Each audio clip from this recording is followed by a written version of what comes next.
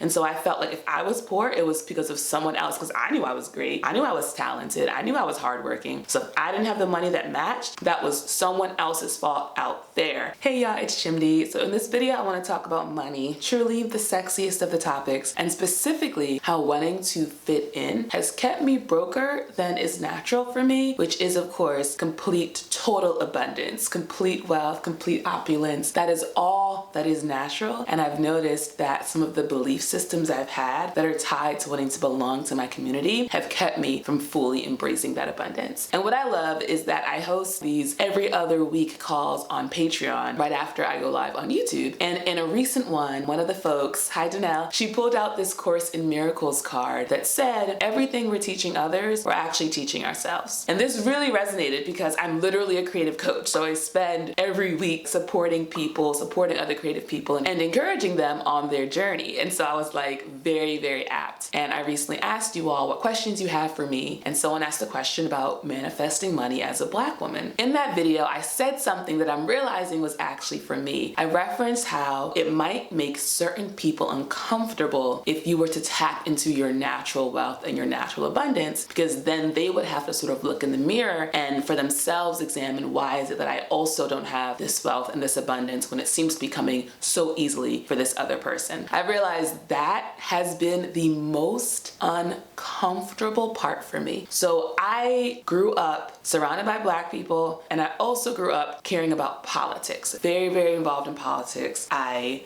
was gonna say I was a Democrat, like I'm not one anymore, but I'm just not as involved in politics anymore. I don't like use a label like that to just, it's not part of my identity anymore, but I always voted very liberal. And I remember in college, all of those like Occupy Wall Street protests were going on, and so there was this idea of the 1% and the 99%, and I felt very firmly rooted in the 99%. It didn't even occur to me that I could be one of the very wealthy people, you know? There's been like this wave of like anti-capitalism, and capitalism just as a system is inherently wrong. And so I was buying into all of these ideas largely without any interrogation, you know? I was kind of just adopting them in large part because the people around me, that's what they believed in and that's what they were saying. I remember I had a conversation recently with someone and she casually referenced landlords being bad. And I was like, oh, is that? Because not that long ago, I had been very involved in the financial independence, retire early, the FIRE movement. And it's all about growing your passive income, having investments, having property, like doing things where that you are not out here laboring every day. You're making money by just being you, and you're involved in the economy in these ways, like being a landlord, right? And so when she just casually said, like, oh, that's a bad thing, I was like, huh? Like how? And we didn't get into it in depth. I think the gist is like, you know, you should just have what you need, I think. So it's like, you don't need another house. You're only one body. You can only live in one house. So why do you have 50 houses all over the globe? And I was like, oh, okay. And upon reflection, and I'm realizing it now because I just saw something else like on Instagram that was referencing being a landlord. I was like, oh, the people that I used to identify with, the people that I saw as being in my social circle more immediately, the people that I wanted to be friends with and wanted to be close and be in community with, had a mindset around money that was rooted in poverty and it was rooted in lack. It was rooted in, well, there are not enough houses to go around, which is why someone shouldn't have 50 of them. Like it was this, there isn't enough. And so when you are living in your wealth, you're actually keeping money from someone else. And one of the things that Abraham Hicks often references is this idea that when you've been healthy, like in your physical body, when you've been well for like 50 years, you don't think to yourself, you know what? I've had enough of like feeling really good in my body and being really healthy. I'm gonna be sick for a while so someone else can be healthy. But that's the same mindset we have towards money because we don't think there's enough, even though literally it's all made up. We're like, no, there isn't enough. So like, I can only really comfortably have this amount, and anything more, I'm a bad person and it is bad. I'm not gonna get into sort of the religious arguments and the spiritual arguments that try to justify poverty when our God is an abundant God. We're not even gonna get into all that. And that was part of it too, like growing up Catholic, but I realized more socially, the people who I wanted to fit in with believe certain things about wealth. And so I couldn't, in good conscience, hang out with them while also having lots of money, because I'd be sitting there quietly like, oh yeah, landlords are bad, knowing full well that I have like 3 houses that I own and tenants and all of them, and I'm making passive income. And they're just like, they should be like, eat the rich. And I'm just like, yeah, they'll eat them, you know? Like, I knew in my own spirit that it wouldn't be aligned. And so I think unconsciously, I think I only truly became conscious of it truly in these last couple of weeks and days. Unconsciously, I picked community, I picked belonging, I picked this idea of these sort of friends over natural abundance and natural wealth. And for a while, that was a fair trade. Like, I was good with that. And I think what's shifted is, of course, being on a healing journey. So when you're on a healing journey, all of these ideas you have about love being something you need to earn, about love being something that's scarce, about the people in your life, that they're these wounded people and they were giving you the best love they could. You got used to that and you accept that and that's okay. You know, all these ideas about how we show up, you just kind of bring a lot of light into them and you realize that yes, the people in our life who have raised us and have supported us, they did the best they can. And now as adults, we get to make different choices. We get to step into different circumstances. We get to make different friends and be in different communities. And I realized that it isn't really serving me anymore to truly pretend, because that's really what it is. It stopped feeling true. In college, it felt true that rich people were bad. Like, I wasn't convinced of that. I was like, no, they are. I believed that there wasn't enough, and I believed that it was other people's fault, because that's where I was in my journey. And so I felt like if I was poor, it was because of someone else, because I knew I was great. I knew I was talented. I knew I was hardworking. So if I didn't have the money that matched, that was someone else's fault out there. And it was my job to vote for people, to legislate, to protest, to do whatever I had to do to make sure those people over there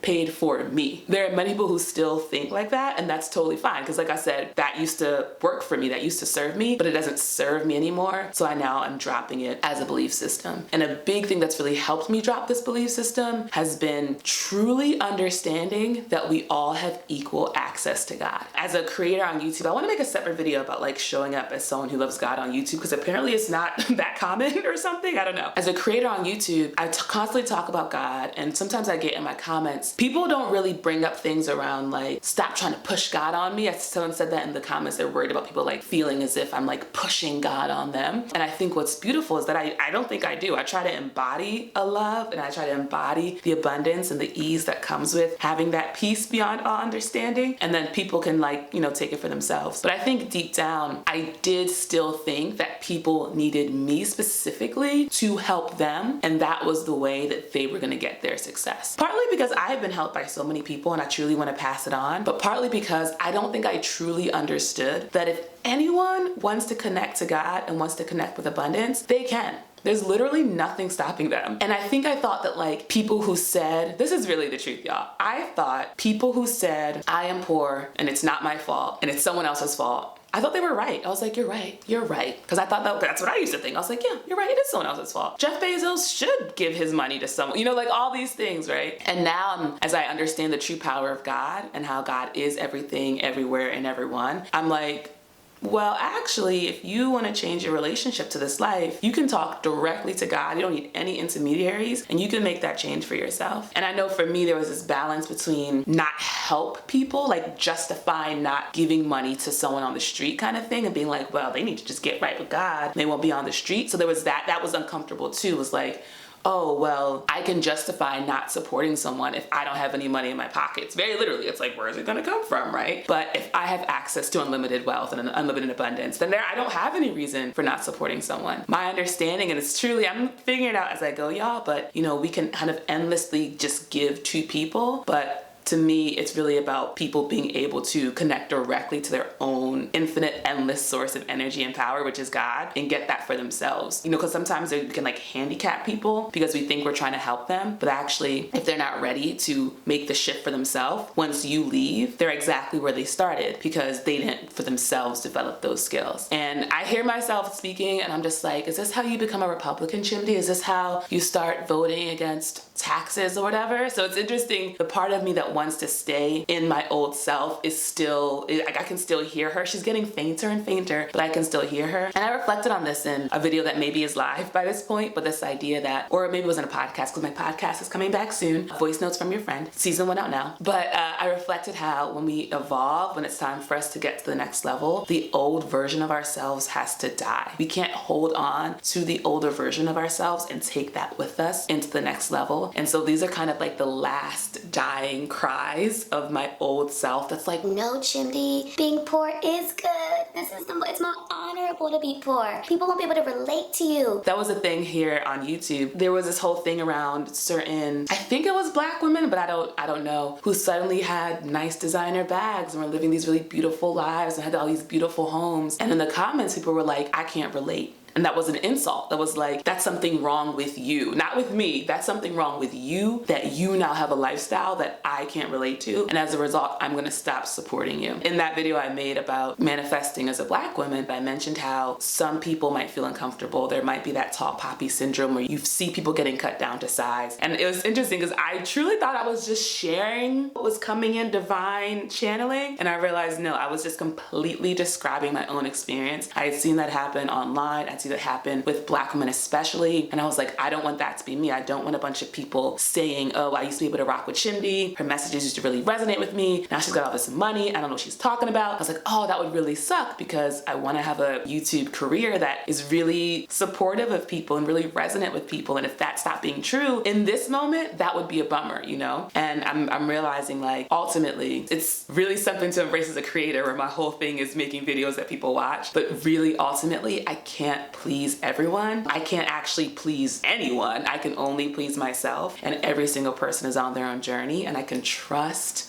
them. I can trust you. I can trust everybody to be on their own journey, to have the discernment to know what is right for themselves, to have their own divine alignment, and to have their own access to God and their own access to abundance, so that I don't have to feel guilty when I'm living this incredible, beautiful, rich, successful life. And I don't have to feel, when I see someone else maybe living a different life, that I am somehow hurting them, or they are somehow feeling bad because they just see me shining in all my light. It's like, no, Chimney, you can fully shine. Each of us, we can all fully shine, and our light only makes other people brighter. All right, so that is my message for today. It's basically a heads up, like when I start showing up with my YSL bags and just being in full abundance, it's because I made a choice that I had to let go of people saying we can't relate to her. Give this video a thumbs up if you liked it. Patreon people, y'all remain the best. Thank you so much, and I will see y'all in another video.